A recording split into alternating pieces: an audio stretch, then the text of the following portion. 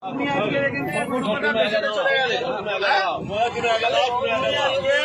চলে গেলে মালগুলো বেচে চলে গেলে আমাদের মুসলিম ভাইরা কিনলো, কিনে রাস্তায় খারাপ করে কাটলো, তোমরা নিয়ে চলে যাও। তোমরা কেন, তোমাদের তো মাথা, তোমরা কেন বিক্রি করতে তোমাদের মাথা হারানো, তোমাদের মালকে আমরা কিনে ফাঁসবো, মাথা বেশি দিবে, তোমরা চলে যাও। ভালো কথাই বলছি, হাট এরকম মাথা নাই, তোমরা চলে যাও। কেউ একটা ভালো কথা বলো, এনাদের কেউ একটা কিন্তু কোনো কথা বলবে না। উপরে বলুক, উপরে বলতে পারো, করে খাই, আমরাও করে খাই।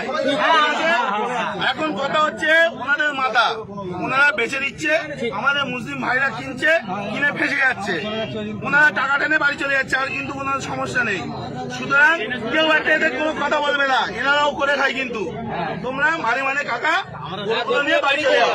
সরকার যতক্ষণ না নির্দেশ দিচ্ছে কি হবে, কেউ কোনো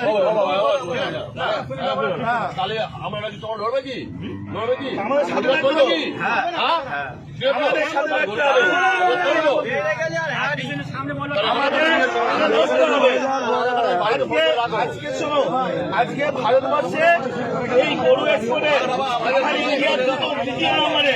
আর আমরা আজকে করছি অত অপরাধ আমরা করে ফেলেছি।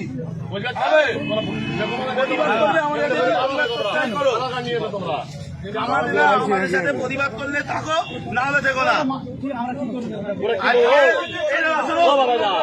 জানি না আজকে এই গো মাংস, গরু মাংস বাইরের দেশে এক্সপোর্ট হচ্ছে, আমাদের ইন্ডিয়া দ্বিতীয় নম্বরে।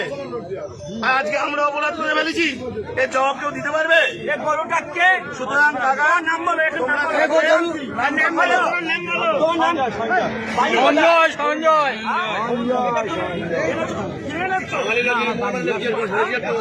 14 বছর বয়স হয়েছে, এটা 14 বছর বয়স হয়েছে, তুমি এই কাজটা করলে কেন? তোমার কাজকে তো ঘোষণা হচ্ছে, আমরা